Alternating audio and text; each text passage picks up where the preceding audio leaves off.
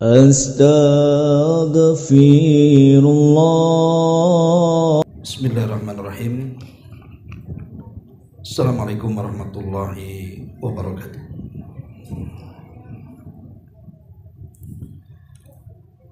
Alhamdulillah wassalatu wassalamu ala Rasulillah wa ala alihi wa sahbihi wa mawalah wa la hawla wa la quwata illa billahi wa ba'du.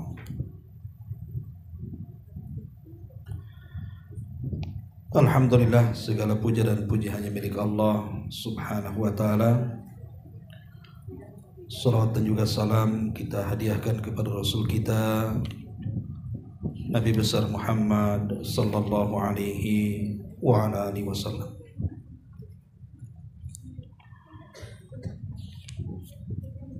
Kita lanjutkan kajian kita, masih membahas kitab Bulughul Maram,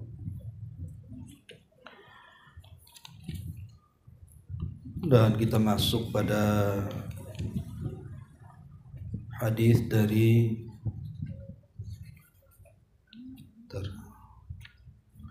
Imran ibn Husain radhiyallahu anhu. Baik, kita akan baca hadisnya.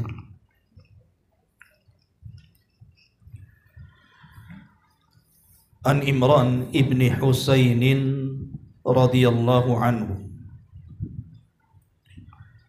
anna an-nabiy sallallahu alaihi wasallam qala inna allaha yuhibbu idza an'ama ala abdihi ni'matan an yara athara ni'matihi alaihi. Rawahul Baihaqi. Sesungguhnya Allah subhanahu wa ta'ala sangat suka pada hambanya apabila Allah memberikan nikmat atas hambanya dengan sebuah nikmat, dia pun menampakkan bekas-bekas nikmat yang Allah anugerahkan kepadanya.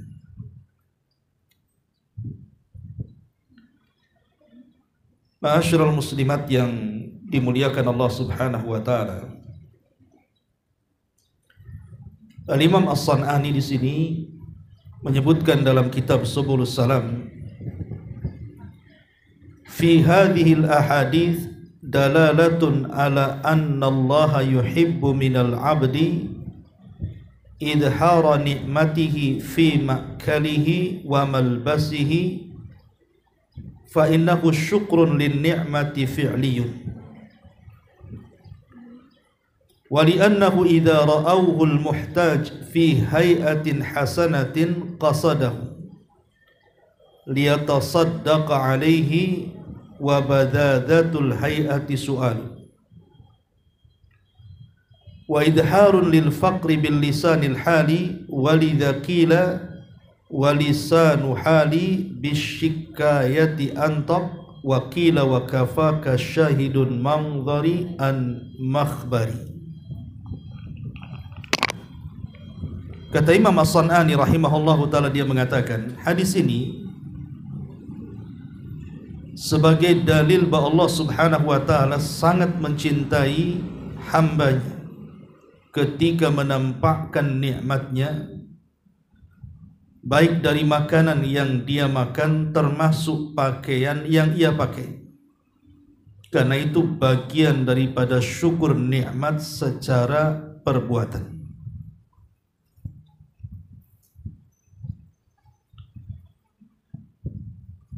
Dan apabila ada orang yang melihatnya dalam bentuk yang baik, maka dia pun kemudian akan bisa bersedekah dan tidak terkesan dia orang yang meminta-minta. Jadi Imam As-San'ani rahimahullahu ta'ala ingin mengatakan kepada kita dari hadis ini, kenapa hadis ini dimasukkan dalam bab Kitabul Libas?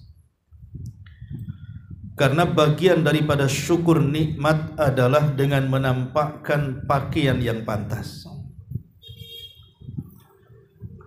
Karena dahulu Dijelaskan dalam hadis Abi Ahwas Al-Jashmi dari bapaknya bahwa dia melihat ada seseorang yang berpenampilan dengan pakaian yang tidak pantas, tidak layak, padahal dia sanggup membeli pakaian itu. Maka kemudian diingkarilah orang tersebut dan mengatakan, "Alaisa indaka syai'un minal mal?" Bukankah engkau memiliki harta banyak? Maka laki-laki yang berpenampilan tidak layak itu mengatakan, "Indi minal ibili wal khayli wal raqi." Saya punya unta, saya punya kuda, bahkan saya punya budak. Maka orang ini nasihati dan dikatakan, "Idza an'amallahu 'alaika ni'matan falyura athara ni'matihi 'alaika." Wahai fulan, apabila Allah Subhanahu wa taala telah menganugerahkan nikmat kepadamu, tampakkan nikmat itu. Karena itu bagian daripada syukur nikmat dalam bentuk perbuatan. Baik, ma'asyiral muslimat yang dimuliakan Allah Subhanahu wa taala, sedikit bicara tentang mensyukuri nikmat Allah Subhanahu wa taala. Kita tahu bahwa Allah Subhanahu wa taala menganugerahkan rizki kepada kita itu tidak pernah terputus. Sejak kita bangun sampai kita tidur. Bahkan tidur itu juga bagian daripada rizki yang Allah anugerahkan kepada kita. Artinya kalau kita hendak menghitung rizki yang Allah anugerahkan kepada kita berupa nikmat-nikmatnya itu, tidak mungkin hamba siapapun mampu menghitungnya. Makanya Allah Subhanahu wa taala katakan, "Wa in ta'uddu ni'matallahi la tuhsuha." Kalau kalian hendak menghitung nikmat Allah, kalian tidak mungkin sanggup untuk menghitungnya. Tetapi masalahnya, terkadang manusia ketika melihat sudut pandang rizki itu dengan sudut pandang yang sempit. Karena kebaikan Allah Subhanahu wa taala ketika memberikan rizki kepada kita ini hanya dilihat dari sesuatu yang tampak saja, yang konkret-konkret saja. Seperti harta yang ada di tangan kita. Itu yang kemudian orang memandang bahwa kalau Allah beri rizki kepada dia, maka itu tanda sayang Allah kepadanya. Jadi kalau Allah berikan rumah, berarti Allah sayang kepada dia. Kalau Allah berikan kendaraan, berarti Allah sayang kepada dia. Kalau Allah berikan tanah luas, uang banyak, berarti Allah sayang kepadanya. Tapi kalau Allah tidak beri itu semua, bolehlah dia mengatakan bahwa Allah tidak sedang baik kepada dia. Itulah sudut pandang manusia terlalu sempit memandang rizki itu. Kalau ini paradigmanya, maka seolah-olah Allah Subhanahu wa taala hanya memberikan rizki itu kepada orang-orang tertentu saja. Dan bahwa Allah Subhanahu wa taala sangat menyempitkan rizkinya kepada hamba-hambanya. Padahal rizki Allah itu luas dan tidak terbatas kepada siapapun dari hamba-hambanya. Mau dia kaya, mau dia miskin, tetap rizki Allah itu tidak akan terputus dan Allah sudah menurunkan dengan seadil-adilnya. Karena terkadang ada rizki yang dimiliki orang kaya, orang miskin tidak punya, atau sebaliknya. Ada rizki yang dimiliki orang miskin, orang kaya pula tak punya. Itulah bentuk keadilan Allah Subhanahu wa taala. Kenapa Allah membagi-bagi rizkinya kepada hamba-hambanya? Karena ada sebuah hadis yang menunjukkan bahwa rizki itu tidak selalu dalam bentuk materi, ada juga non materi. Tidak dalam bentuk benda-benda tertentu saja, tapi ada di luar daripada benda-benda yang tampak di mata kita. Dan itu disebutkan dalam sebuah hadis Walaupun sebagian ulama menganggap hadis ini lemah, tetapi sebagian makna-maknanya itu disahihkan karena ada hadis-hadis yang menguatkannya. Kata Nabi SAW, arba'un man u'tiyahunna faqad u'tiya khairat dunya wal akhirah. Kata Nabi SAW, ada 4 perkara. Siapa saja yang mendapatkan 4 perkara itu, maka dia akan mendapatkan perolehan kebaikan dunia dan perolehan kebaikan akhirat. Jadi kalau ibu punya 4 perkara ini, maka inilah hakikat kebahagiaan dunia dan inilah hakikat kebahagiaan akhirat. Karena kita tahu bahwa tujuan Allah Subhanahu wa ta'ala memberikan rezeki kepada hamba-hambanya,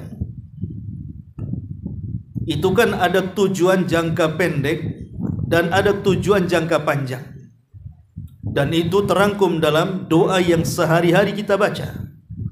Rabbana atina fid dunya hasanah wa fil akhirati hasanah wa qina adzabannar.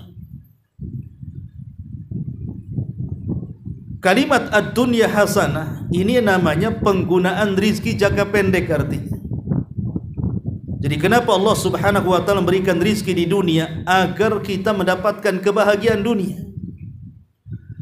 Tapi apakah hanya semata-mata mendapatkan kebahagiaan dunia? Tidak, di sana ada tujuan jangka panjang dengan rizki itu dalam bentuk kebahagiaan akhirat. Makanya kenapa kalau manusia sudut pandangnya hanya sebatas materi yang dilihat saja, itu hanya sebatas dunia saja. Tetapi bagi orang-orang yang mensyukuri nikmat dari rizki yang Allah anugerahkan, tentu bukan hanya tujuannya jangka pendek, tapi ada tujuan jangka panjang setelah kematian. Itulah yang disebut dengan wafil akhirati hasanah, kebaikan dan kebahagiaan kelak di akhirat. Lah 4 perkara ini, kata Nabi SAW, faqad utiya khairat dunya wal akhirah. Dia telah mendapatkan kebaikan dunia plus juga akhirat. Tapi kalau rizki-rizki yang tadi yang saya sebutkan berupa rumah, kendaraan, uang banyak, tanah luas dan begitu seterusnya, itu hanya sebatas dunia dan itu akan hilang dengan kematian kita, atau boleh jadi mereka atau harta-harta itu yang meninggalkan kita. Karena dunia itu kan cuma 2 saja. Bisa dia yang meninggalkan kita atau kita yang meninggalkan dunia. Tetapi 4 perkara yang disebutkan dalam hadis ini, inilah hakikat daripada rizki yang sesungguhnya. Kata Nabi SAW, yang pertama, qalbun syakir, hati yang senantiasa dipenuhi dengan syukur. Yang kedua, walisanun dzakir, lisan yang senantiasa basah dengan zikir. Yang ketiga, wa badanun 'alal bala'i sabirun, badan yang senantiasa ditimpa oleh musibah tapi dia bisa bersabar. Dan yang terakhir, wa zaujatun la tabghihi khaufan fi nafsiha wa malihi wala malihi. Dan yang terakhir, pasangan yang baik, istri yang salehah atau suami yang saleh, yang tidak berkhianat atas dirinya dan juga atas harta pasangannya. Di sini Nabi SAW menyebut yang pertama bahwa rizki yang sesungguhnya adalah qalbun syakir, hati yang bersyukur. Karena materi-materi dunia ini, sekaya apapun manusia, kalau hatinya sempit dan tidak bersyukur, maka dia akan terus merasa miskin karena akan terus kurang. Tetapi sebaliknya, kalaupun mungkin secara materi dia kurang, tapi hatinya bersyukur dan luas, maka yang kurang itu boleh jadi itulah kekayaan dia. Tapi yang celakanya, sudah miskin harta, miskin hati, nah, itu dan neraka tuh. Mana ada bahagianya kalau yang seperti itu. Dunia sudah miskin, hati pula miskin, apa enggak stres hidupnya. Makanya pentingnya seseorang itu menanamkan kekayaan dalam hati dulu sebelum kekayaan di luar badan kita, karena itulah yang menjadikan sempit dan lapangnya rizki yang Allah anugerahkan kepada kita. Makanya sering saya katakan, walaupun hidup di rumah yang sangat mewah sekalipun, kalau hati ini panas, itu enggak akan kerasan hidup di situ. Tapi coba seandainya hatinya lapang, walaupun hanya di kos-kosan bahasanya, maka dia tidak mungkin keluar dari rumah itu. Itulah bentuk bagaimana hati yang penuh dengan syukur itu, karena bisa menenangkan segalanya. Kemudian yang kedua, kata Nabi SAW, walisanun dzakir, dan lisan yang dibasahi dengan berzikir kepada Allah Azza wa Jalla. Tentu zikir itu kan ada yang sifatnya lafaz, ya, kita senantiasa membaca tasbih, tahlil, takbir, tahmid dan begitu seterusnya. Ada yang sifatnya fikir, artinya memikirkan alam semesta, itu bagian daripada zikir juga. Bahkan itu zikir yang paling baik. Ketika seseorang bisa tafakur, merenungkan alam semesta dan isinya, maka itulah hakikat zikir yang sesungguhnya. Karena dengan melihat alam itulah kita makin yakin tentang adanya Allah Subhanahu wa ta'ala. Kemudian yang ketiga, Nabi mengatakan wa badanun 'alal bala'i sabir, dan badan yang senantiasa diuji oleh Allah Subhanahu wa ta'ala, kemudian dia sabar. Karena tidak ada manusia di dunia ini yang tidak diuji, pasti diuji. Tidak ada manusia yang tidak diuji, pasti diuji. Mau orang waras, mau orang gila, semua diuji. Tetapi orang yang paling bahagia adalah orang yang ketika diuji dia bisa sabar. Makanya di sini wa badanun 'alal bala'i sabir. Dan yang terakhir wa zaujatun la tabghihi khaufan fi nafsiha wala mali. Ataupun pasangan, baik posisinya sebagai istri yang salehah, yang tidak berkhianat atas dirinya dan juga atas harta suaminya, atau mungkin sebaliknya, dia seorang suami dan tidak berkhianat kepada dirinya dan juga kekayaan istrinya. Lah Nabi SAW mengatakan 4 perkara ini bagian daripada khairat dunya wal akhirah. Inilah kebaikan dunia dan kebaikan akhirat. Masyarul muslimat yang dimuliakan Allah Subhanahu wa ta'ala, bicara tentang syukur nikmat atau syukur rizki ini, Al-Imam Ibnul Qayyim rahimahullahu ta'ala membagi menjadi 3 bagian. Yang pertama bil qalbi, yang kedua bil lisani, dan yang ketiga bil jawarihi. Pertama, syukur dengan hati. Apa makna syukur dengan hati itu? Maknanya kata beliau, an yastashiral qalbu qimatan ni'amillati an'ama Allahu ala abdihi. Jadi hati bisa merasakan betapa mahalnya nikmat-nikmat yang Allah anugerahkan kepada hambanya, sehingga ketika dia tidak melihat nikmat kecuali begitu berharga bagi dirinya, maka hatinya akan senantiasa bersyukur kepada Allah Azza wa Jalla. Kemudian yang kedua, ada pun syukur lisan, ishtighalul lisani bisana'i 'ala Allah Azza wa Jalla, menyibukkan lisan dengan memuji Allah Subhanahu wa ta'ala. Saya kira 2 perkara ini lebih mudah untuk kita amalkan. Kita menisbatkan nikmat dalam hati bahwa ini semua datang dari Allah. Kemudian yang kedua, berusaha untuk memuji Allah yang sudah memberikan nikmat kepada kita. Yang berat itu yang tiga, bil jawarih, dengan anggota badan. Ini yang berat. Jadi syukur ini bukan hanya sekedar di hati atau lisan, tapi lebih daripada itu adalah dengan anggota badan. Dengan cara apa? Mempergunakan nikmat Allah Subhanahu wa taala sesuai dengan kehendak yang memberikan nikmat. Jadi mempergunakan nikmat atau rizki yang Allah anugerahkan kepada kita sesuai dengan yang dikehendaki zat yang memberikan nikmat, Allah Azza wa Jalla. Ini yang paling berat. Kalau syukur dengan lisan saja, mungkin bisalah kita katakan kita berterima kasih kepada Allah,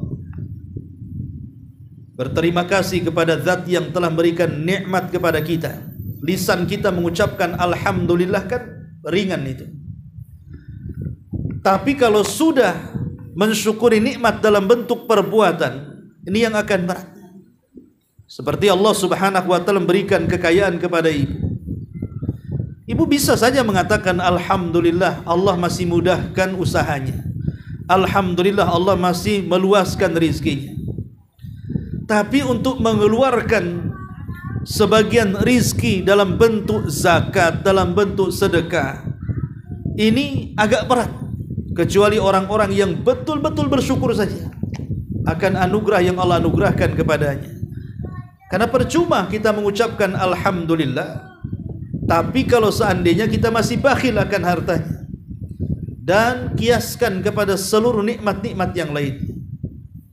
Seperti Allah memberikan jabatan kepada kita, kemudian kita gunakan jabatan itu untuk di jalan Allah, itu kan berat.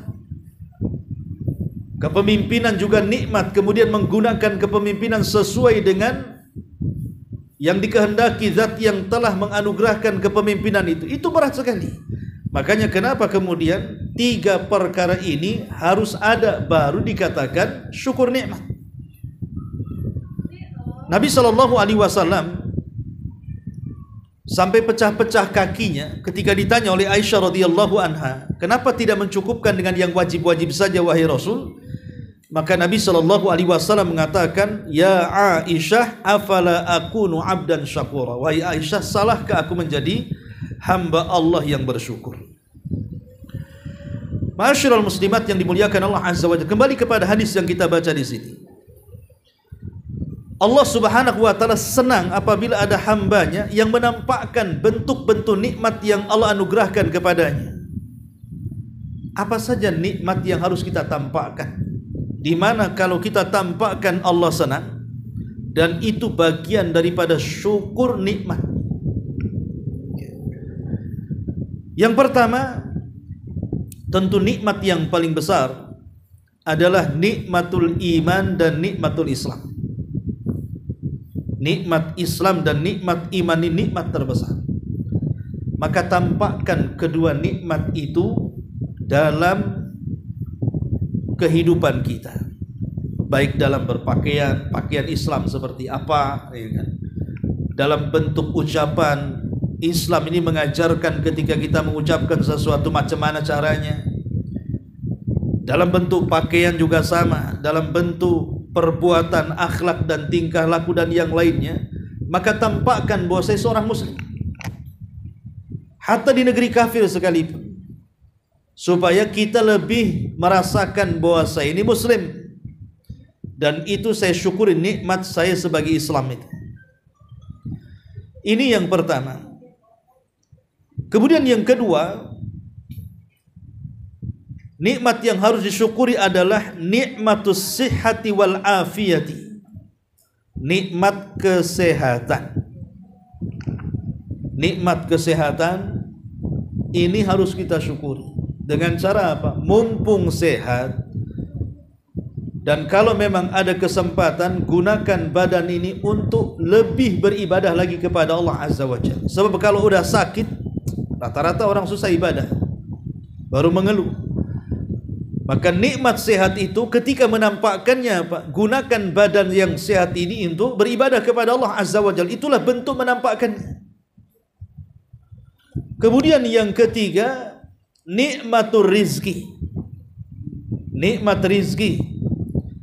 Ya, nikmat rizki itu yang dalam pikiran kita ya rumah, tanah, kendaraan, uang dan yang semacamnya. Itu nikmat. Maka kalau diberikan nikmat rizki, jangan pernah bakhil baik kepada diri sendiri apalagi kepada orang. Karena ada orang-orang itu yang sudah bakhil kepada orang, kepada dirinya sendiri sudah bakhil dia. Seperti hadis yang tadi saya katakan, bahwa di zaman dulu ada seseorang yang punya harta banyak tapi pakaiannya tidak pantas. Jadi kalau Anda kaya mampu memberikan pakaian, beli pakaian itu yang pantas. Dan itu bukan bagian daripada kesombongan. Karena di antara wasiat Nuh alaihi salam kepada putranya, dari 4 wasiat itu salah satunya Nuh mengatakan, wa anhaka an isnataini. Aku larang kalian tentang 2 perkara. Pertama tentang syirik, dan yang kedua tentang kibar, kesombongan. Sehingga ada sahabat bertanya kepada Rasul ketika Rasul menyampaikan wasiat Nuh kepada putranya ini, dan mengatakan, ya Rasulullah, amma syirku fa'alimna. Adapun kesyirikan kami sudah paham. Lalu apa yang dimaksud kibar, sombong itu? Apakah kalau seandainya saya punya sandal bagus itu dikatakan sombong? Kata Rasul, tidak. Karena sombong itu bukan di sandal. Apakah kalau saya punya baju bagus kemudian saya pakai, ini bagian daripada kesombongan? Kata Rasul, tidak. Karena sombong itu bukan dalam pakaian. Kemudian sahabat ini mengatakan, apakah kalau saya punya kendaraan yang mewah, yang bagus, kemudian saya kendarai, apakah termasuk sombong? Kata Rasul, tidak. Karena sombong itu bukan di kendaraan. Apakah kalau saya punya teman bermajelis dan teman-teman itu mungkin memiliki jabatan, pangkat sehingga aku berteman dengan mereka, termasuk kesombongan? Kata Rasul, tidak. Kemudian sahabat ini bertanya, lalu apa itu sombong wahai Rasul? Maka Rasul menyebutkan sombong itu safahul haqqi wa ghamdun nas. Ketika orang menolak kebenaran dalam nasihat dan merendahkan orang lain. Seperti yang terjadi di zaman Rasul. Ada seorang sahabat yang makan dengan tangan kiri. Kemudian Rasul mengatakan, makan kau dengan tangan kanan. Sahabat ini mengatakan, mastata'tu, aku tidak bisa wahai Rasul. Rasul marah.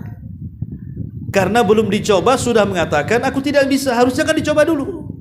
Kalau sudah tidak bisa, tidak sanggup, baru kemudian dia bilang tidak bisa.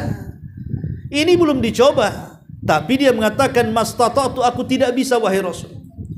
Maka Rasul sallallahu alaihi wasallam mengatakan, idzan mastata'ta abada. Kalau begitu, maka tanganmu tidak akan sanggup diangkat selamanya, karena engkau tidak mengatakan kecuali karena kesombongan.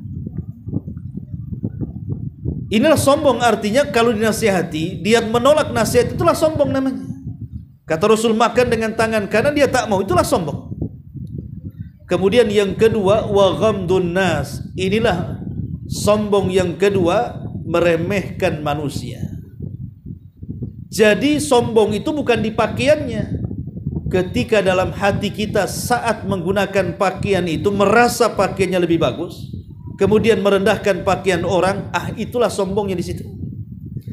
Ketika seseorang menggunakan kendaraan, merasa kendaraannya paling mewah, yang lain jalan kaki gitu, salam saja tidak, buka kaca pun tidak, itulah letak sombongnya. Bukan mobilnya yang sombong, tapi ketika mengendarai mobil kemudian merendahkan orang yang tidak mengendarai, itulah yang sombong di situ letaknya. Atau bukan berarti orang yang menggunakan pakaian yang bagus, yang branded, yang harganya mahal gitu ya, gak ada masalah, pakai saja selama tidak bertentangan dengan syariat. Tapi jangan pula kemudian pakaian itu merendahkan orang. Sampai ada orang berpakaian itu sengaja bandrolnya tidak dicabut, biar tahu ini mereknya nih, ini mahal nih, ini dari Los Angeles tuh, kebakaran. Jadi intinya bahwa sombong itu bukan di luar, tapi sombong itu dalam hati. Makanya ketika kita menampakkan nikmat itu bukan dalam bentuk kesombongan, tidak. Bahkan Allah suka selama tidak ada kesombongan loh ya. Kalau sudah ada kesombongan ya Allah tidak suka lah. Bukan karena pakaiannya, tapi sombongnya yang Allah tidak suka. Tapi kalau dia memang hanya ingin menampakkan nikmat, apa salahnya saya punya rizki, saya beli rumah yang agak besar, saya beli kendaraan yang ya agak bagus biar nggak bolak-balik masuk bengkel, ya. Umpamanya saya beli pakaian yang layak kan, biar enak di badan juga. Apa salahnya? Tidak ada masalah. Justru itu bagian daripada syukur fi'li, kata Imam San'ani tadi. Itu namanya syukur perbuatan namanya. Tapi tidak boleh dipaksakan pula. Karena ingin menggunakan pakaian bagus, utang-utang gitu. Itu baju utangan nanti. Ya.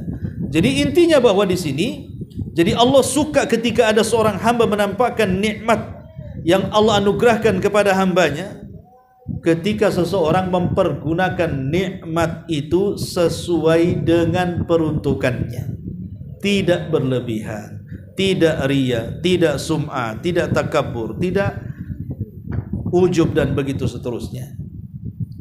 Ma'asyiral muslimat yang dimuliakan Allah Subhanahu wa taala.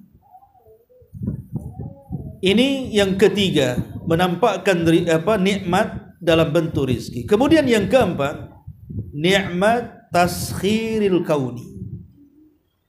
Nikmat ketika Allah menundukkan alam untuk kita manusia. Coba bayangkan contoh yang kecil saja.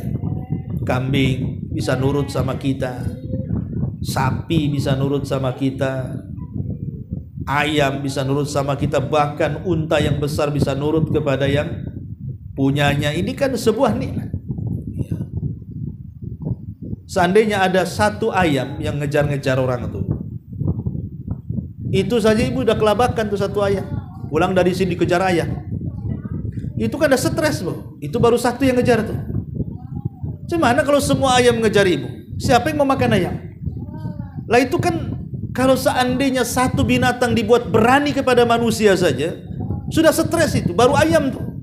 Gimana kambing pula yang nyeruduknya agak gede? Apalagi sampai sapi dah mati kita diseruduk dia. Lah ini ketika Allah tundukkan alam semesta kepada kita dari binatang-binatangnya, tidak berani melawan manusia. Sampai yang kecil-kecil, semut-semut tak berani sama manusia.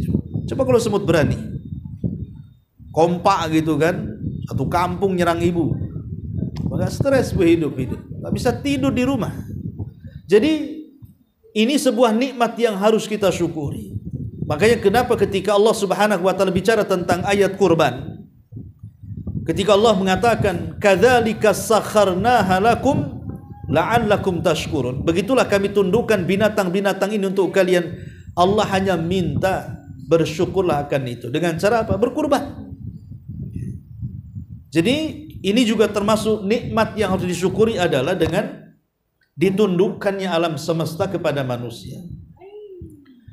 Kemudian juga yang kelima adalah nikmat al-aman, keamanan. Ini harus kita syukuri. Coba hari ini kita lihat ada kebakaran di Amerika itu.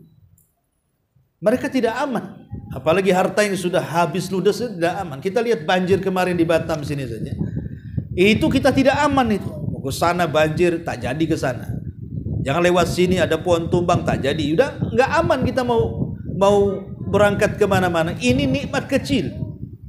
Apalagi aman sebuah negara kan itu. Seperti lihat Palestina itu yang nggak aman tuh, stres hidupnya. Makanya di sini nikmat yang Allah anugerahkan berupa nikmat aman ini syukur. Jangan membuat kerusuhan di negeri yang sudah aman.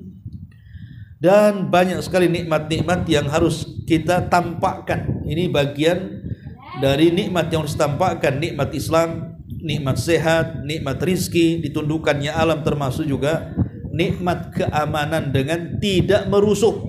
Ya, tampakkan itu kita orang baik, kita bukan pencuri, kita bukan pencopet, kita, supaya orang aman di sekeliling kita. Dan itu ditampakkan. Ma'asyiral muslimat yang dimuliakan Allah Subhanahu wa taala. Adapun di antara keutamaannya orang-orang yang mampu mensyukuri nikmat Allah Subhanahu wa taala ini banyak. Yang pertama, syukur nikmat itu adalah sifatul anbiya, sifatnya para nabi. Jadi ketika kita bisa mensyukuri nikmat itu adalah sifatnya para nabi. Allah Subhanahu wa taala berfirman dalam surah Al-Isra ayat 3 itu, wa dzurriyyata man hamalna ma'a Nuhin innahu kana 'abdan syakura.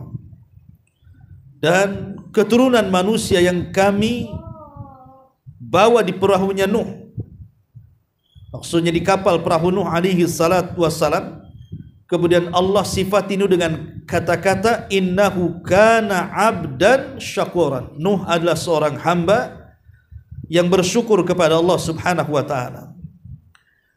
Kemudian juga Allah Subhanahu wa taala ketika menyebutkan sifat Ibrahim, syakiran li an'umihi. Ibrahim adalah hamba Allah yang bersyukur akan nikmat-nikmat yang Allah anugerahkan kepadanya. Ini yang pertama, bahwa syukur nikmat adalah sifatnya para nabi. Yang kedua, bahwa syukur itu bisa melanggengkan nikmat dan kufur itu bisa melenyapkan nikmat. Allah Subhanahu wa taala mengatakan, la in syakartum la azidannakum wa la in kafartum inna azabi lasyadid. Jika kalian bersyukur akan nikmatku, ku tambah. Tapi jika kalian kufur akan nikmatku, maka ku lenyapkan nikmat kalian. Kemudian yang ketiga, termasuk sifat orang yang beriman juga. Kata Nabi SAW, ajaban li amril mu'min, inna amrahu kullahu khairun wa laysa dzaka li ahadin illa li mu'min. Sungguh menakjubkan perkaranya seorang mukmin itu, semua masalahnya dianggap baik, dan itu tidak ada bagi seseorang kecuali dia seorang mukmin. Yang menganggap semua masalah baik itu hanya seorang mukmin. In asabathu syarra syakara, kalau ditimpa kebaikan dia bersyukur. Fakana khairan lahu, dan syukur itu baik bagi dia. Wa in asabathu dharra sabara fakana khairan lahu, dan kalau ditimpa sebuah madarat, ujian yang berat, dia bersabar, dan sabar juga baik bagi dia.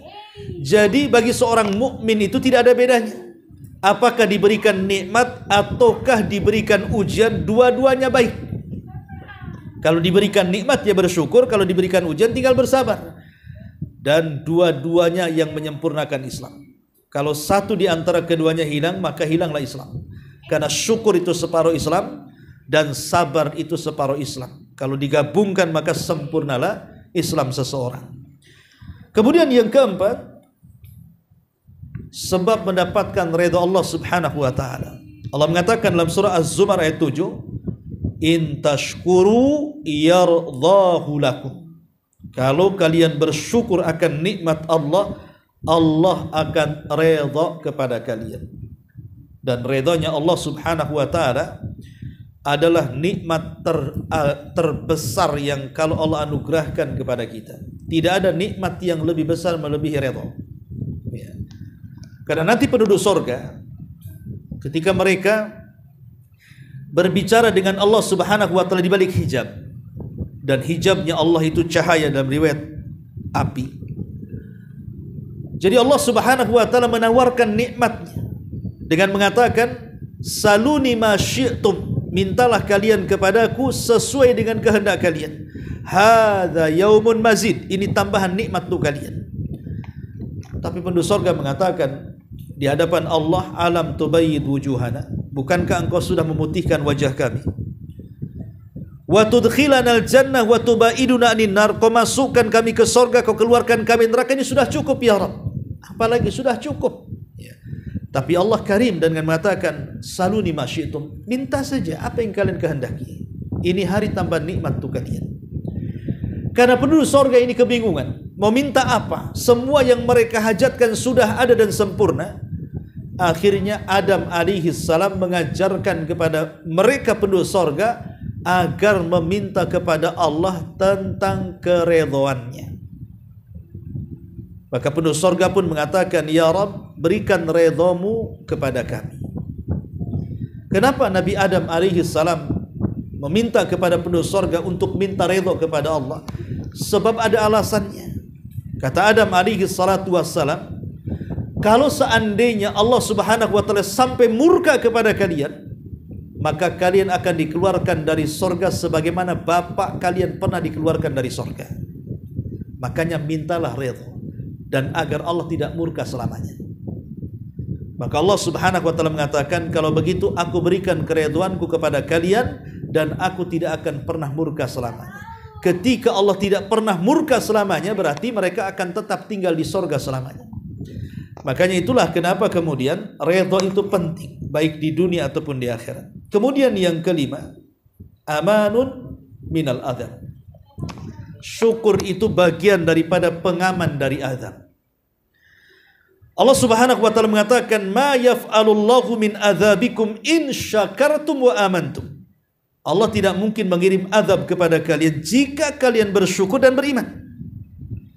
Kata Imam Qatadah rahimahullahu ta'ala, maksudnya, innallaha sana'uhu la yu'adzab atau la yu'adzibu syakiran wala mu'minan. Maknanya Allah tidak akan mengazab manusia-manusia yang pandai bersyukur dan manusia-manusia yang beriman. Ini yang kelima. Yang keenam,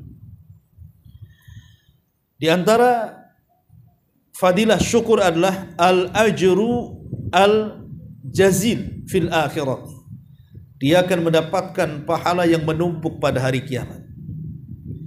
Sebutkan dalam surah Al-Imran ayat 145, wa sanajziz syakirin, dan kami akan balas dengan balasan yang baik bagi orang-orang yang bersyukur. Di sini Allah Subhanahu wa taala tidak menyebut nominal berapa balasannya, tapi Allah membahasakan dengan bahasa umum. Pokoknya orang-orang yang bersyukur kami akan balas dengan balasan yang baik. Dan itu terulang-ulang di beberapa ayat dalam Quran. Allah mengatakan seperti itu. Seperti Allah mengatakan dalam surah Al-Imran-nya ayat 144-nya, dan juga Allah mengatakan dalam surah Al-An'am juga ayat 53 dan begitu seterusnya. Ulama mengatakan ketika Allah Subhanahu wa taala tidak menyebut berapa bilangan upah atau ganjaran yang akan diberikan, menunjukkan bahwa pahala orang yang bersyukur itu berlipat ganda, sama dengan pahala sabar. Ketika Allah mengatakan innama yuwaffas sabiruna ajrahum bighairi hisab, kami akan balas orang-orang yang sabar tanpa hisab, lah sebagaimana sabar juga balasannya tanpa hisab, syukur juga sama. Syukur juga sama, akan diberikan balasan tanpa hisab.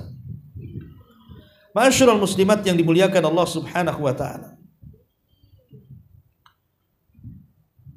Kemudian juga bab selanjutnya, lalu bagaimana caranya supaya kita bisa menjadi hamba yang bersyukur kepada Allah Azza wa Jalla, yang bisa menampakkan nikmat Allah dalam bentuk syukur itu, bagaimana caranya? Pertama, bitaqwallahi wal amali bita'atihi.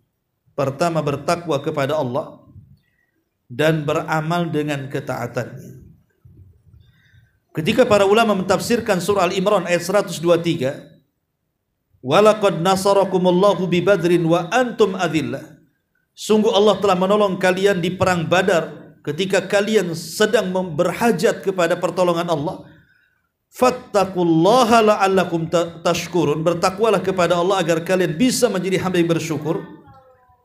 Kata Ibnu Ishaq, dia mengatakan ai fattaquni fa innahu syukrun li ni'mati.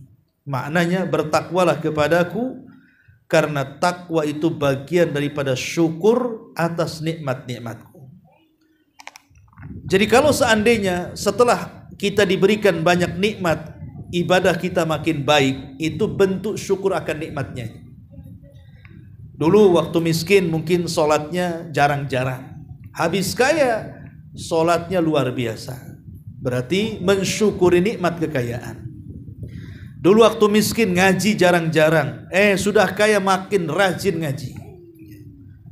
Dulu saya waktu miskin mungkin susah untuk banyak berzikir, sudah kaya enak dia berzikir. Itulah bentuk syukur dengan takwa artinya. Makanya dulu saya ceritakan kepada ibu, ini pengalaman saya waktu di Yaman. Ya.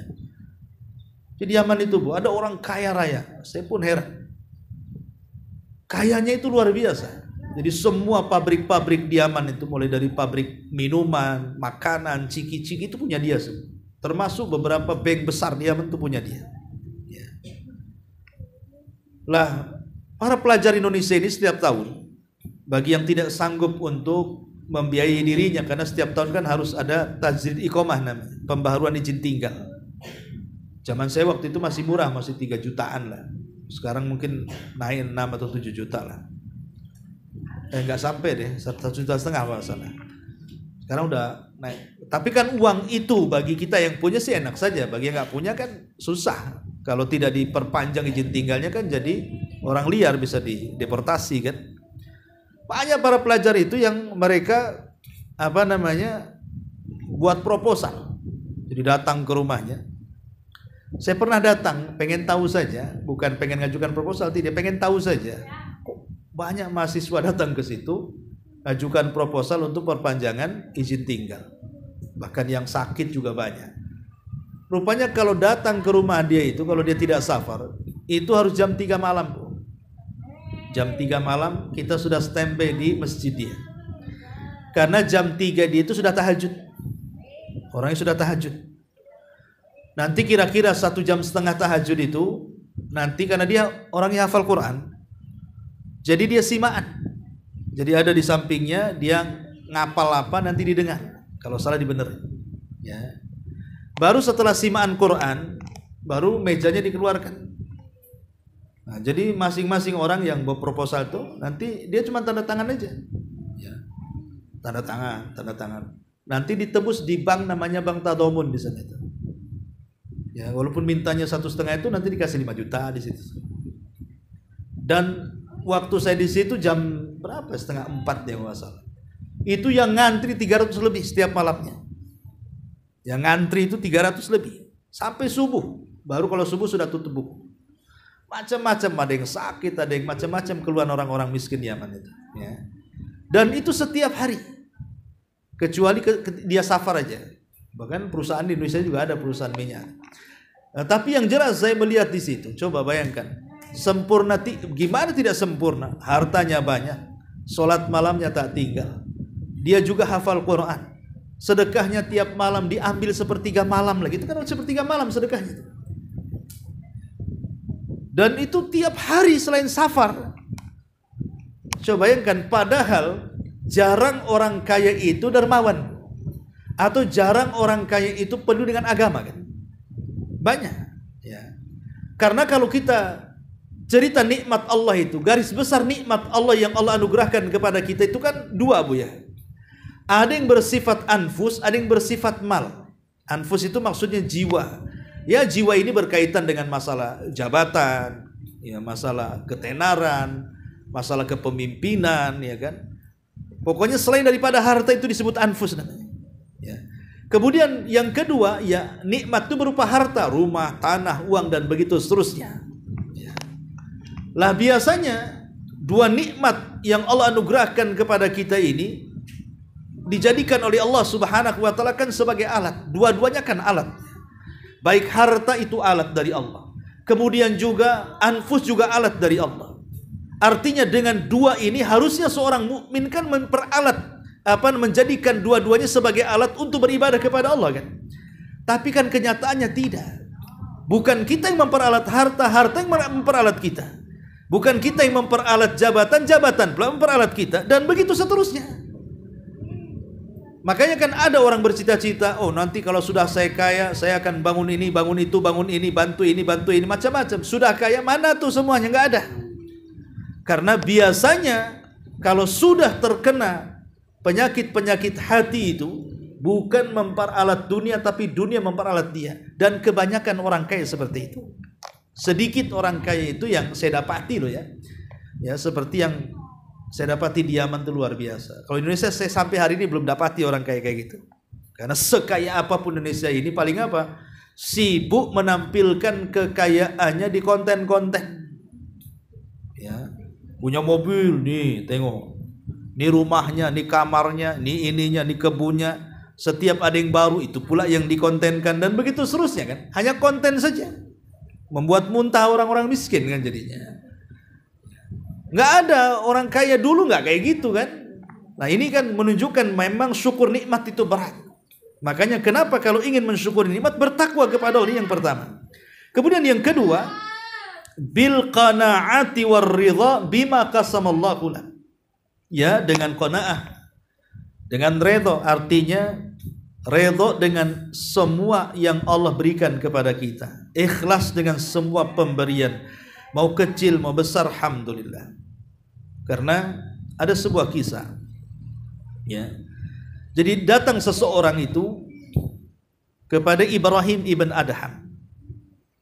Ada seseorang datang kepada ulama namanya Ibrahim ibn Adham. Mengeluhkan semua susahnya. Pokoknya datang saja ngeluh. Kan ada tipe-tipe orang, Bu. Kalau ketemu itu pasti ngeluh. Nanti besok datang ngeluh lagi. Besok datang ngeluh lagi. Sampai kita pula yang mau ketemu dia itu dah. Kita yang ngeluh jadinya kan. Jadi orang ini datang selalu mengeluhkan perkara kemiskinannya kepada Ibrahim ibn Adham ini. Akhirnya Ibrahim ibn Adham ini bosan lah. Nasihati, tetap tak mau juga. Sini kamu duduk. Jadi suruh duduklah sama Ibrahim ibn Adham orang ini. Kemudian kata Ibrahim ibn Adham mengatakan, bagaimana kalau seandainya kau lepas kedua matamu? Aku beli 10.000 dirham, 10.000 dirham. Asal kau lepas saja kedua matamu, satu bola mata ku hargai 10.000 dirham. Berarti kalau dua bola mata berarti 20.000 dirham. Mau tidak? Dia berpikir, ya tidak maulah. Kemudian Ibrahim ibn Adham mengatakan, sudah, kalau begitu saya kasih gunting, kau gunting lidahmu. Aku beri dengan harga yang sama 10.000 dirham. Mau tidak? Dia mengatakan, ya tidak maulah. Nanti aku tak bisa bicara, katanya. Baik kalau begitu, bagaimana kalau kau pecahkan kepalamu, ambil otakmu. Saya beli tuh otakmu 10.000 dirham. Dia mengatakan tidak. Udah kalau begini saja, ku ambil golok, kau potong kedua tanganmu, satu tangan ku beli 10.000 dirham.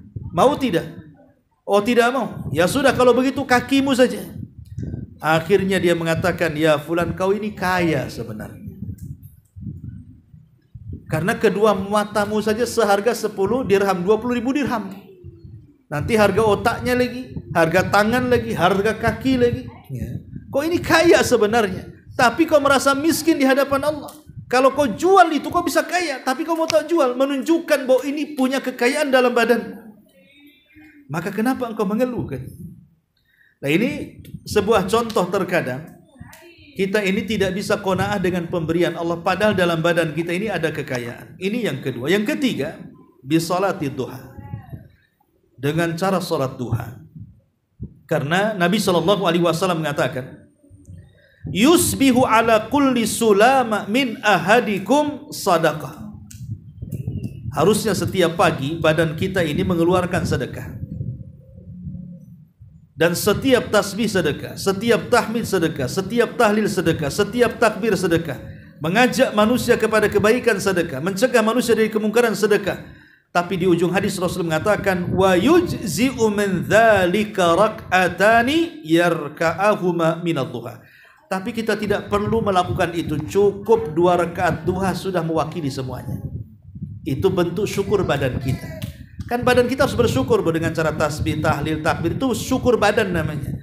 Tapi tidak perlulah kalian melakukan itu, kata Rasul. Cukup 2 rakaat duha itu sudah mencukupkan semuanya. Ini yang ketiga. Yang keempat, bisujud syukri, dengan cara sujud syukur. Dan sujud syukur ini tidak harus suci dan tidak harus menghadap kiblat. Ya, kalau bisa suci menghadap kiblat lebih baik. Tapi kalaupun tidak dalam kondisi suci, ibu sedang haid, ya tiba-tiba ada WA gitu, Anda mendapatkan 1 miliar. Alhamdulillah, sujud syukur. Rupanya salah kirim. Ya enggak apa-apa kan sudah sujud ibu. Mudah-mudahan itu jadi ganti nanti. Intinya bahwa dia tidak perlu harus di atas tohara dan tidak perlu juga menghadap kiblat, kemana saja boleh menghadap. Ya, ainama takunu yudrik, ainama tuwallu fathamma wajhullah, kata Allah, dimanapun kau arahkan wajahmu, disitulah wajah Allah azza wajalla. Kemudian yang keempat, dengan cara berdoa.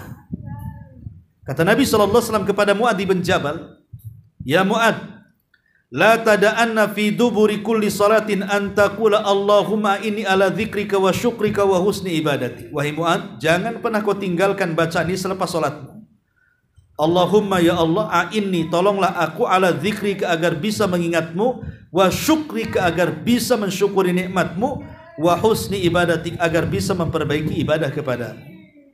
Jadi doa ini diajarkan Rasul kepada Mu'adz baca setelah salat. Allahumma inni ala dzikrika wa syukrika wa husni ibadati. Ya Allah, perbaikilah zikirku kepadamu, syukurku kepadamu, dan ibadahku kepadamu. Kemudian yang keenam, bitafakkur fi ni'amillahi azza wa jalla. Agar kita bisa bersyukur, cobalah berfikir akan nikmat Allah. Dengan cara apa? Lihat orang yang kekurangan. Orang pincang kita tak pincang, alhamdulillah. Ya. Orang buta kita bisa melihat, orang tuli kita bisa mendengar, orang bisu kita bisa bicara, ya. Orang jalan kaki kita naik motor. Nah, coba lihat kekurangan-kekurangan orang itu. Nanti dengan cara berpikir akan nikmat yang Allah anugerahkan seperti itu kepada kita, maka kita lebih bisa bersyukur lagi. Kemudian yang ketujuh, jangan pernah memandang ke atas, pandanglah ke bawah. Dalam urusan dunia ya. Sebab memandang ke atas itu selamanya tidak akan pernah syukur. Ibu kalau mandang terus ke atas, maka bawaannya hasad. Ya, bawaannya hasad. Tengok tetangga beli mobil, mulai naik darahnya. Masuk rumah sakit. Rupanya tetangga beli mobil lagi, apa nggak mati di rumah sakit? Gitu. Jadi hal-hal yang seperti ini yang bisa menjadikan bersyukur. Pandang ke bawah, pandang ke atas itu, nanti disitulah bentuk hasadnya akan muncul. Kemudian juga termasuk juga bagian daripada bisa mensyukuri nikmat adalah bisyukri man asda ma'rufan ilaika minan nas. Syukuri siapapun manusia yang berjasa kepada ibu. Dan manusia yang paling jasa, yang berjasa adalah orang tua lah, kan begitu. Baru guru-guru, baru teman-teman yang baik. Karena orang yang dianggap belum bersyukur kepada Allah ketika dia belum bisa bersyukur kepada manusia, kata Nabi, la yashkurillah ma la yashkurin nas. Tidak dianggap bersyukur kepada Allah kalau dia belum mampu bersyukur kepada manusia. Maka berterima kasihlah kepada siapapun manusia yang berjasa kepada kita. Itu bentuk syukur kita kepada Allah Subhanahu wa taala. Ma'asyiral muslimat yang dimuliakan Allah Subhanahu wa taala. Adapun tentang wasilah-wasilah yang bisa menolong, bisa memudahkan lagi untuk bisa bersyukur, ya, adalah al-intifa bin ni'ami wa adamu kanziha. Al-intifa'u bin ni'ami wa adamu kanziha. Manfaatkan dengan nikmat, jangan nikmat itu selalu disimpan. Ya, manfaatkan nikmat itu, jangan selalu disimpan. Seperti kalau lihat zaman-zaman dulu kadang-kadang ada piring-piring itu, piring apa ditumpuk di lemari kan itu. Tapi di dapurnya piring plastik, Bu. Kan aneh, Bu, ya. Piring cantik-cantik ditaruh loh di lemari-lemari itu. Tapi tengok ke dapur mak itu sudah nayeng semua bahasanya, bekarat semua. Kan itu kan aneh orang kayak gini ya. Itu tidak bersyukur nikmat, Bu. Justru yang bagus-bagus lah kita pakai. Kenapa disimpan pula? Takut dipinjam tetangga, Ustaz. Gitu.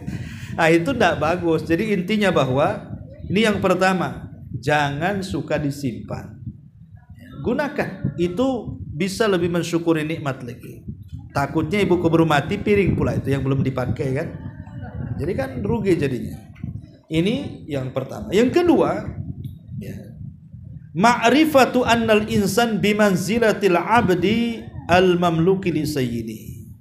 Kenali manusia itu bahwa kita ini sebagai hamba sahaya bagi Tuhan. Kita ini hamba bagi Allah Subhanahu wa taala. Kenali kita supaya jangan sombong. Supaya kita jangan sombong. Ketika tidak sombong maka akan mudah untuk mensyukuri nikmat Allah kepada kita. Kemudian yang ketiga, at-tawadhu wa tarkul kibri. Tawadhu itu artinya rendah diri dan meninggalkan kibar. Karena orang yang sombong itu susah untuk bersyukur. Kemudian juga syuhudu masyhadit taksir fi syukri. Tadi yang saya sudah sebutkan, menyaksikan kekurangan orang, maka kita bisa bersyukur lagi. Dan kita boleh mengucapkan alhamdulillah. Jadi kalau ada orang kecelakaan, ada orang kemalangan kemudian patah, kita alhamdulillah. Bukan alhamdulillah karena dia kecelakaan, bukan. Maksudnya alhamdulillah bahwa kecelakaan itu tidak menimpa kita. Ya. Jangan keras-keras. Kubrak alhamdulillah, dimarahilah. Maksudnya alhamdulillah kepada diri kita karena kita tidak seperti dia, gitu maksudnya. Nah, ini juga penting. Karena itu bisa juga menolong supaya kita lebih bisa bersyukur. Mujahadatus syaitan, perangi setan. Karena yang membuat kita kufur dan tidak syukur itu adalah setan. Setan sudah berjanji kepada Allah di hadapan Allah, "Tsumma la'atiyannahum min baini aydihim wa min khalfihim wa an aymanihim."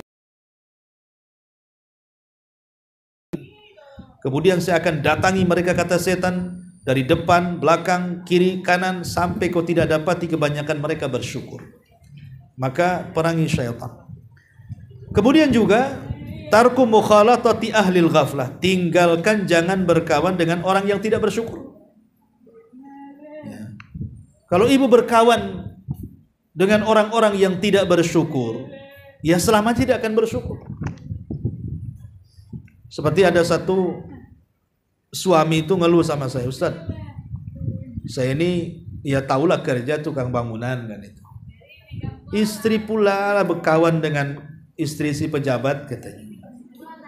Jadi pulang itu cerita tas, cerita sandal, cerita rumah kan. Akhirnya kan repot tuh, ya. Ya berkawanlah dengan orang-orang yang bisa bersyukur. Kalau orang berkawan dengan seperti itu, ya akhirnya yang stres suaminya lah kan itu. Dan dia pula nggak ngaku loh dia orang susah, itu yang repot. Nah, ini juga salah satu bentuk akan menjauhi dari syukur. Kemudian juga ihdzar al-istidraj, ini penting. Hindari, jangan tertipu dengan dunia atau disebut dengan istidraj. Kalau ibu kemudian tidak ibadah kok hartanya makin melimpah, makin banyak, tak sholat tapi makin lebih luas lagi jangkauan bisnisnya, itu hati-hati. Ya. Karena itu bisa saja bagian daripada istidraj. Kemudian jangan sampai tabdzilun ni'ami ila nikah, mengganti nikmat dengan kemaksiatan.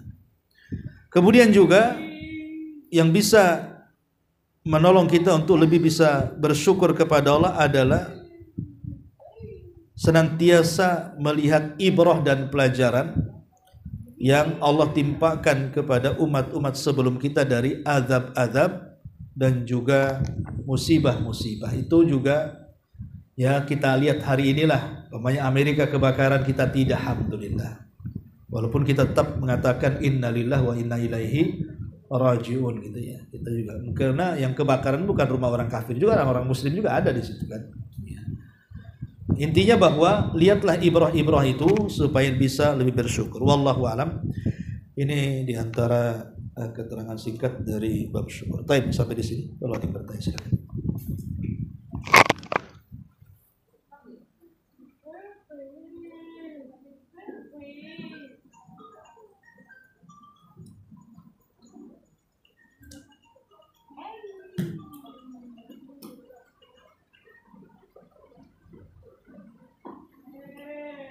Assalamualaikum warahmatullahi wabarakatuh. Waalaikumsalam.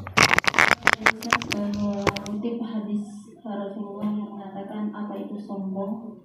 Sombong yaitu menolak kebenaran dan merendahkan orang lain. Nah, ini termasuk sombong yang bagaimana, Ustaz? Ketika kita menasihati seseorang dan dia sebenarnya udah tahu, tapi dia menjawab nasihat yang kita sampaikan itu dengan mengatakan nggak usah disampaikan lagi ke saya karena saya sudah tahu sebelumnya dan saya lebih berilmu daripada kamu. Itu bagaimana Ustaz? Itu sombong, apalagi kalau bukan sombong. Itu kan jelas sombongnya, itu dari lisannya. Ya, nasihat itu kan nggak apa-apa diulang-ulang. Masalahnya nasihat diulang-ulang, Rasul saja nasihati orang berulang-ulang. La taghdab, la taghdab, la taghdab. Jangan marah, jangan marah, jangan. Berkali-kali Rasul mengatakan jangan marah. Kan jangan marah sudah tahu orang jangan marah kan. Kalimat itu kan sederhana, jangan marah. Orang sudah tahu, tapi kenapa Rasul berulang-ulang kalimat itu? Terkadang peringatan itu harus diulang. Fa inna dzikratan faul mu'min. Karena peringatan itu kalau berulang itu akan lebih manfaat. Cuman kadang-kadang ada orang yang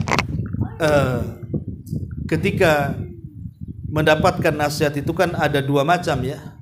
Pertama, boleh jadi orang yang menasihati di saat hati dia itu sedang futuh. Kata Abdullah bin Mas'ud, makanya adab menasihati itu lihat orang itu. Jangan ketika idbar, tapi nasihati ketika ikbal. Idbar itu ketika hatinya kurang menerima nasihat, tetapi nasihatilah ketika hatinya itu menerima nasihat. Ya, jadi lihat kondisi orang dinasihati. Sebab kalau lagi dia sedang idbar, hatinya tidak menerima nasihat, pasti dia akan menolak nasihat kita. Maka ini kaifiah dakwah juga kata Abdullah bin Mas'ud kan. Ya dengan cara disenangkan dulu, dibuat guyonan, sindiran atau apa, atau ajak makan dulu, makan kenyang-kenyang dulu gitu. Tenang, senang, nasihati. Rupanya nolak, muntah semua makanan. Oh, tujuannya begini kau nasihati saya rupanya. Nggak, maksudnya di sini satu ya, kita lihat hati manusia ketika nerima atau tidak, supaya jangan sampai dia menolak nasihat. Yang kedua, niatnya baik tapi bahasanya tak bagus. Kan? Terkadang tujuan dakwahnya bagus, menasihati kebenaran, cuman bahasanya yang tidak bagus. Akhirnya ditolaklah kebenaran itu. Ya kalau seandainya ada dua perkara ini sampai dia mengatakan seperti itu, ya kita anggap wajar lah kan itu. Tapi kalau seandainya tidak ada dua perkara ini, ya kita sudah cari waktu yang pas untuk dia. Yang kedua juga ya kita dengan menggunakan bahasa-bahasa yang sudah santun. Kok dia ngomong seperti itu karena kalau dalam hatinya ikhlas itu saya kira tidak mungkin keluar kata kalimat itu ya. Kalau dia ikhlas malah senang karena di antara adab mansuh orang yang dinasihati adalah bersyukur kalau ada orang yang menasihati. Bersyukur. Itu di antara adab yang harus dimiliki orang yang sedang dinasihati. Bersyukur akan nasihat. Harusnya kan jazakallahu khairan mengingatkan walaupun sebenarnya tahu. Nah, tapi kalau dia terang-terangan mengatakan seperti itu, di waktu yang tepat kita nasihati kok dia ngomong begitu, ya memang tidak keluar kecuali dari lisan yang sombong. Orang seperti itu. Ya. Begitu juga orang yang menasihati juga kalau sudah selesai nasihat, ya harus mencermin bahwa orang yang dinasihati itu seperti kita dalam cermin sedang menasihati diri sendiri. Jangan habis nasihati orang, yang dinasihati pula kita labrak, kan nggak pantas juga. Jangan maling, tahu dia yang maling kan itu. Nah, hal-hal yang seperti ini ya lihat. Tapi secara zahir ucapan seperti itu ya ucapan kesombongan. Zahirnya ucapan seperti itu adalah ucapan kesombongan. Tadi ada sambungannya dan yeah. Ini terjadi di keluarga anak, antara anak sama orang tua dan bibi anak. Ya apalagi menghadapi orang tua, dia ngomong zahirnya dia ucapan sombong, tapi kan alasannya lihat. Boleh jadi orang tua nggak mood dengan kita anaknya. Orang tua ini kita sudah benar aja dia salah. Coba aja ngomong baik-baik sama orang tua pun tetap disalahkan anak. Makanya harus lebih banyak ngalah dengan orang tua. Ya kalau bibi ataupun orang tua kan anggaplah orang tua juga kan harus melihat situasi biasanya. Makanya kenapa teori menasihati orang tua itu paling cocok itu dengan uang. Gak ada lagi. Coba aja kasih uang, nanti nurut sama yang ngasih uang. Dari 5 orang nih, ya semua beda dengan ibu pemahamannya. Tapi ibu rajin ngirim uang, pasti yang didengar. Itu riset membuktikan. Walaupun ya tidak semua, tapi umumnya begitu kan Bu. Umumnya Ini anak saya yang paling bagus katanya. Pasti dapat pujian. Nah, cuman kalau nggak ada duit ya repot juga. Kalah sama saudara yang lain yang ngirim duit. Ya. Wallahu a'lam. Akan Ustaz, ini ada titipan lagi, tapi ini mungkin agak keluar dari tema Ustaz, pertanyaan pekan lalu. Mohon pencerahannya Ustaz. Suami anak punya aplikasi dana pembayaran online, tidak dipakai dalam waktu lama. 2 bulan yang lalu iseng-iseng saya cek aplikasi tersebut, ternyata ada saldo 900.000. Saldo di aplikasi tersebut melalui transfer Alfamart. Kita sudah hubungi semua cabang Alfamart sekitar tempat kita tinggal untuk bantu cek apakah ada kesalahan dan lain-lain. Tapi gerai Alfamart tidak bisa melacak lagi karena sudah lama. Jadi apa hukumnya Ustadz, saya menggunakan uang 900.000 tadi, apakah halal atau bagaimana Ustadz? Enggak, itu uang, saya nggak paham aplikasi itu. Uang itu tiba-tiba ada atau memang semacam ada tambahan bunga atau apa? Hah? Nggak tahu. Nggak tahu Ustadz. Sepertinya dia ini ada aplikasi dana pembayaran online yang tidak dipakai dalam waktu lama, 2 bulan yang lalu iseng-iseng dicek. Bukan, itu uang siapa itu? Posisinya uang siapa? Enggak ngerti ini nih Ustaz. Uang gaib. Sepertinya ini ada bonus sepertinya kayaknya dari Alfamart. Karena dia menggunakan pembayaran online selama ini, jadi mungkin ada seperti reward atau bagaimana gitu. Oh, ya kalau itu nggak apa-apa, pakai aja kalau memang bonus kan gitu. Kan dikasih. Kalau bonus asal jangan masuk ke riba sama judi saja. Ya, kalau bonus kan hadiah itu. Bentuknya gini Ustaz, aplikasi dana. Saya juga nggak paham ini apa, seperti apa aplikasi dana. Pokoknya secara umum kalau itu bukan bentuk riba, artinya dalam bentuk saldo bank itu kan jelas tuh. Aplikasi dana itu kayak klik gitu loh, kan ada orang yang untuk bisa transaksi kalau menggunakan aplikasi itu ada Ustaz. Enggak, ini kan uang ini datangnya dari mana? Itu dari tabungan kita Ustaz. Misalnya kita klik itu Ustaz. Ya. Klik itu kayak aplikasi Ustaz yang kita gunakan untuk pembayaran.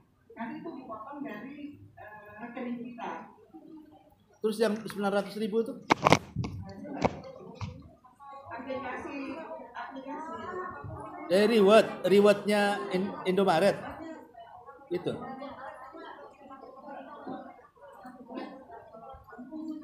Kayak yang menerima PKH dari pemerintah biasanya melalui dana itu. Nggak tahu juga sih, soalnya belum pernah.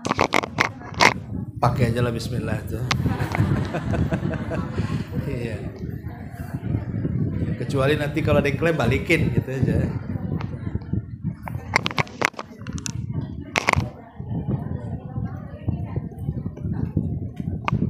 Ya, sampai di sini. Mudah-mudahan ada manfaatnya. Subhanallah bihamdika, asyhadu an la ilaha illa anta astaghfiruka